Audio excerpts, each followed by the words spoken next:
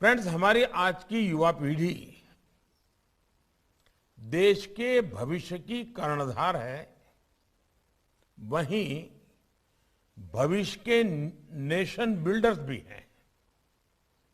इसलिए आज की युवा पीढ़ी को एम्पावरिंग करने का मतलब है भारत के भविष्य को एम्पावर करना। इसी सोच के साथ 2022 के बजट में एजुकेशन सेक्टर से जुड़ी 5 बातों पर बहुत जोर दिया गया है। पहला,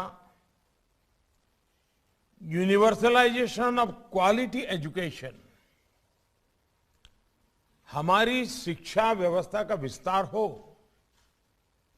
उसकी क्वालिटी सुधरे और एजुकेशन सेक्टर की क्षमता बढ़े। इसके लिए अहम निर्णय लिए गए हैं। दूसरा है स्किल डेवलपमेंट। देश में डिजिटल स्किलिंग इकोसिस्टम बने। इंडस्ट्री 4.0 की जब चर्चा चल रही है तो इंडस्ट्री की डिमांड के हिसाब से स्किल डेवलपमेंट हो, इंडस्ट्री लिंकेज बेहतर हो, इस पर ध्यान दिया गया है। तीसरा महत्वपूर्ण पक्ष है अर्बन प्लानिंग और डिजाइन।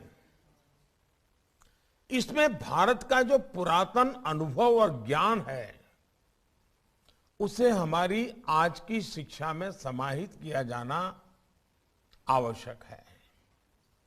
चौथा अहम पक्ष है इंटरनेशनलाइजेशन।